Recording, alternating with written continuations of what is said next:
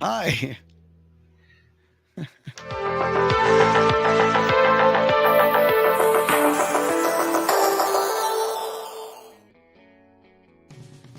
Interesting topic today. What is Pluto? Not the dog.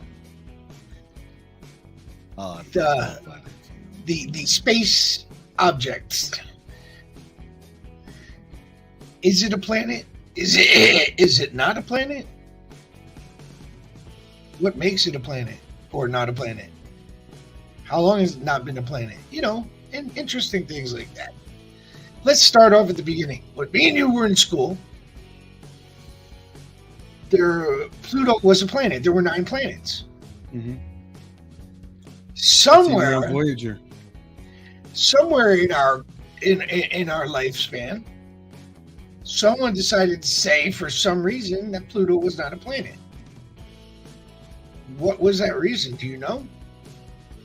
Well, there's bigger stuff out in the Kuiper Belt. It's considered a dwarf planet or a Kuiper Belt object, I believe. So dwarf planets are not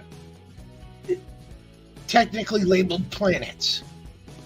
Well, it also has something to do with its location, and because it does have a moon of sorts, a couple, I believe. Well, does Pluto have a moon? Satellites, really. They're little, not very big.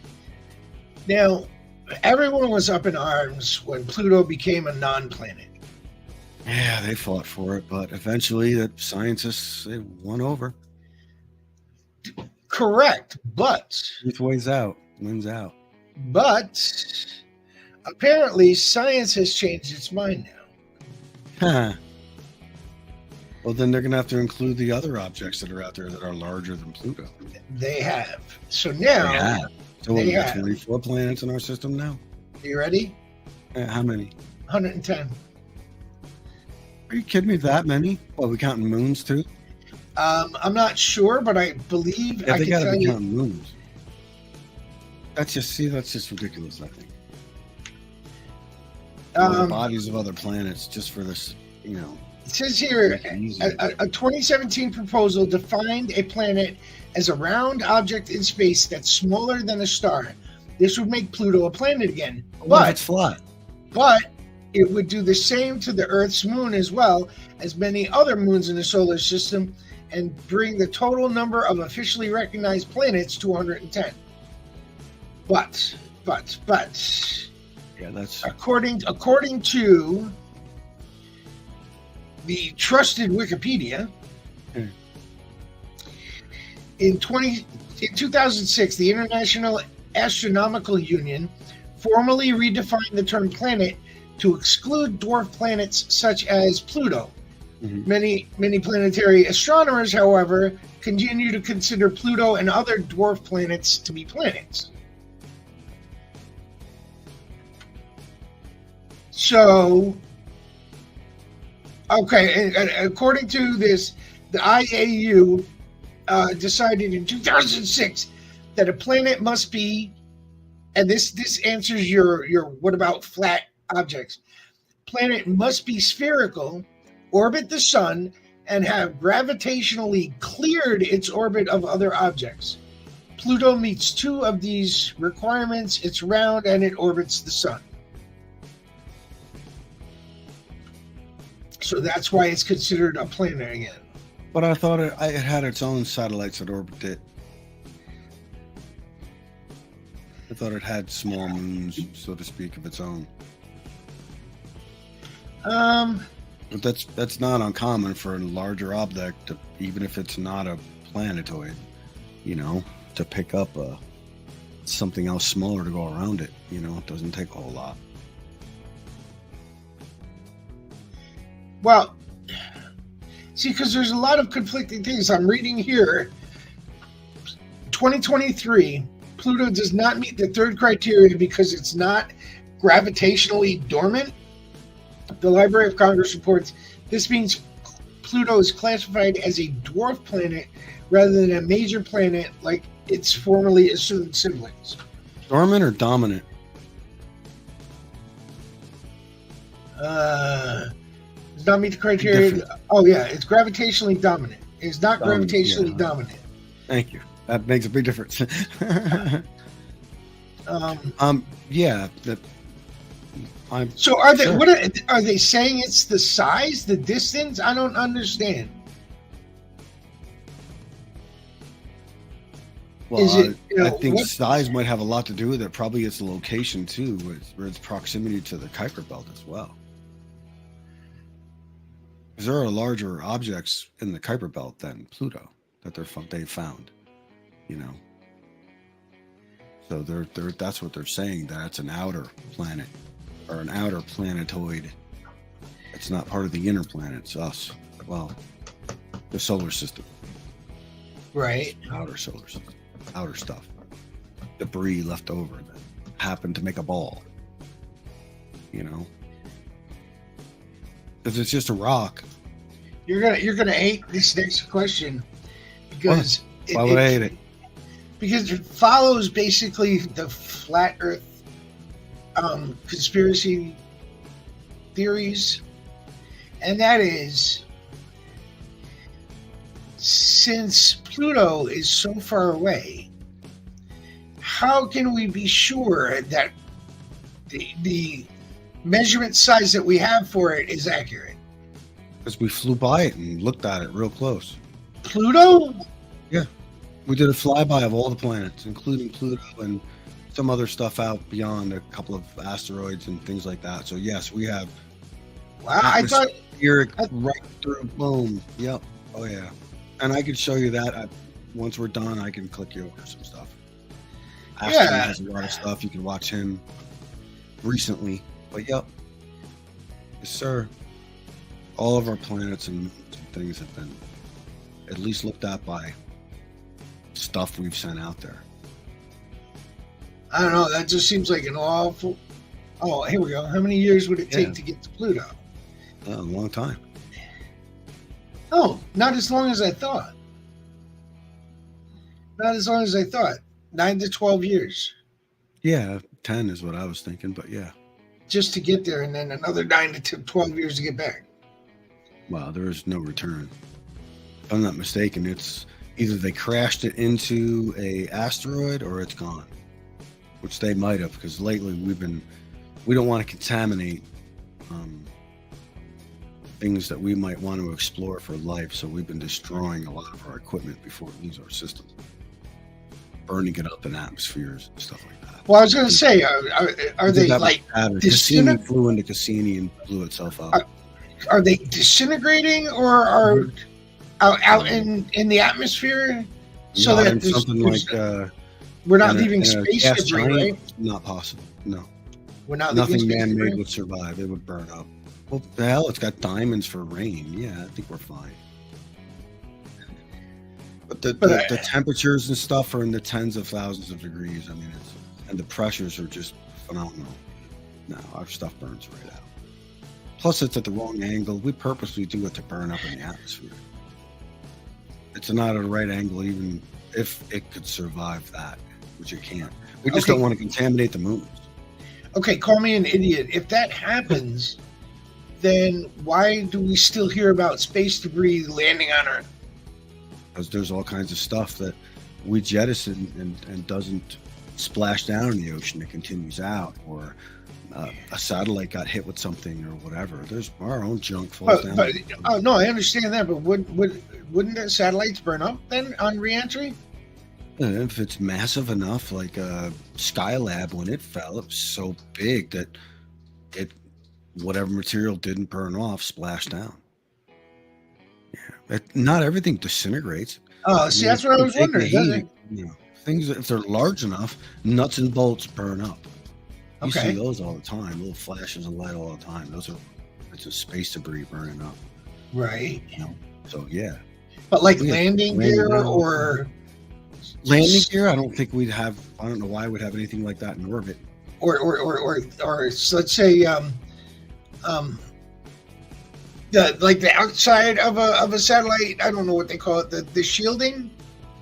Right, but think about it. Satellites are not made for any of it. That's why through their trip, they're covered in something. They're cocooned in a rocket and plus probably another capsule of its own. And then when they eject them, when they finally get to their orbit location or close to it, they'll spit it out. It'll unfold, open up, unpack, and then get to where it needs to be. But they're meant to, most of those satellites are designed to burn up in the atmosphere. Their sizes are little, they're not very big. They last 5, 10, 15 years, whatever. And then they'll fall away on their own and just burn up because they're small. Light materials, they're not, aluminum foil out in space is not like, it just behaves differently. So it's usable. It's usable material. A lot of, not cellophane. That balloon material you see a lot when you fill them up at high altitude. Mylar. Mylar, yeah, use a lot of that. It's great. It's great out in space. It's fine. Now, Pluto is not a planet because it's a dwarf planet. How many dwarf planets do we have directly in our solar system? In our solar system? Probably Yeah. none. They're accounted for. They're a moon or they're orbiting something. But the ones that are beyond, Pluto's range, their orbits are erratic. Some take, if not tens of thousands of years, maybe even longer to make single orbits around the sun.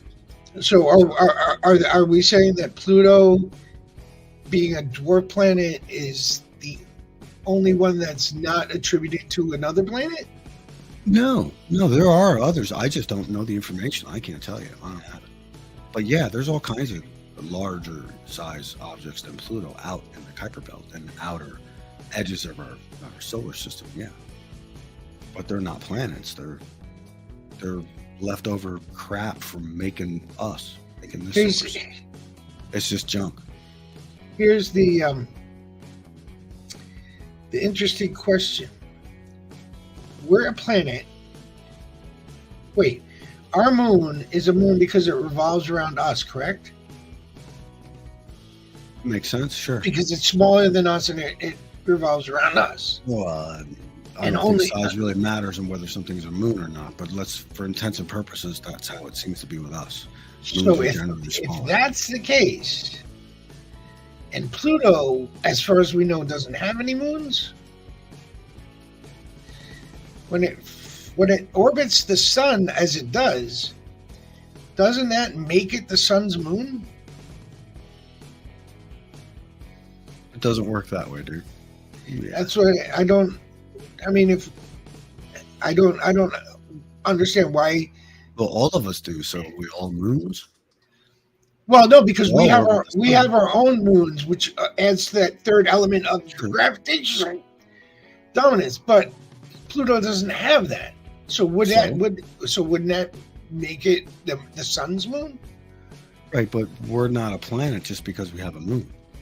There's still our moon came from us a long time ago. That's the only reason why we got lucky and had a moon. Mars, it looks like its moon was just a hitchhiker that happened to get caught in the moon or the Mars's gravity. Doesn't Jupiter have like 2 moons? Jupiter's got lots of moons. Jupiter and Saturn have tons and tons of moons. Oh yeah, many moons we don't talk about because they're just not the popular ones. We talk about maybe like 10 of them or something. But they both have quite a few moons. And we absolutely only have one, correct? I don't know. I've been hearing that we might have some kind of asteroid that orbits us in a wide orbit. But other than that, I'm not aware of it. But I haven't really. You mean something like Halley's Comet? Neither. That doesn't orbit us. It orbits the sun on a really far out, a 75-year orbit? Yeah, it passes us every 75 years. Yeah, we saw it once and we won't see it again. Although Mark Twain saw it twice. Did you know that? He was born the day it came in and he died the day it went out.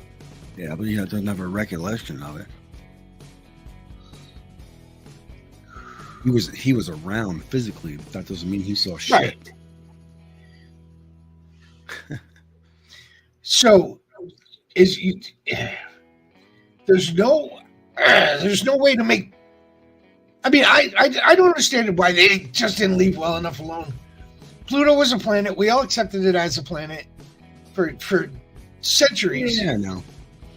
And then they came by and said, you know what? We're going to change the criteria for a planet so that it's no longer a planet. Now you have to deal with 8 instead of 9. I think they should have just left it at 9 just because. Everything beyond this now, that's what they're going to be called from this point forward or whatever.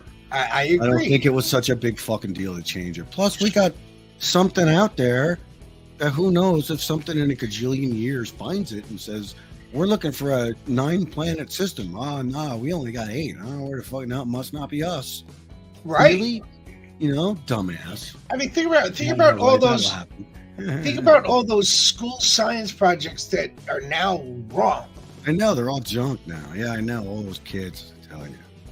You know, the kid who made the first model of the solar system and won his school science fair. It is something you have to give when it comes to science, though. Well, yeah, science is ever evolving. That's right. So when your information changes, so don't your conclusions, and that's what changed with our information, and we adjusted accordingly. It was, as much as it sucked, it was the right decision to make. I agree with it. I don't like it, but I agree with it. But it also lays proof that science is capable of admitting when it's wrong and changing accordingly and readjusting its findings to allow that proper change. And that's something I like about science. You know, that when it's wrong, you can admit it's wrong. It's fine. Please prove me I'm wrong so I can change and grow.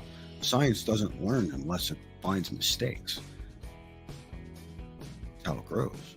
That's how we should be. My thought. No, I'm not disputing that. I just wish they would have left it alone, or at least started with teaching me at a young age that it wasn't a planet. Yeah, I know, I hear you. But hey, it doesn't take much. If you think about it, just a couple generations and that'll be the norm. But with a lot of other things, that's why it's really good we keep the right education in our schools.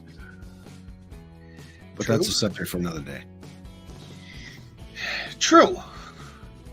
So, what we need to ask everyone is, do you think Pluto should still be a planet? Do you think that it was unnecessary to declassify it? Or do you think for science accuracy's sake, it was the right thing to do? Let us know in the comments below. I think we're about 10 years late in the debate, but just saying. No, because even 2 years ago, there was talk about it becoming a planet again. In the science field, not in the internet field, but in the science field, they were discussing. But yeah, I'm curious what other people think. I'm interested in that. So definitely. And don't forget, if we hit 50 subscribers, we will be giving away one Amazon $50 gift card to a random subscriber. It is. And that does not mean we're giving away 111. We're giving away one. I'm just making sure. Check. And with that, I want to say thank you again, Matt. Yeah. And science is an interesting concept. Sometimes I question how things come to be. But in the long run, science is science. And if you don't have complete faith in science, then what are we? You know? Right. So, with that, I'd like to say adios, amigos. See you in the funny papers.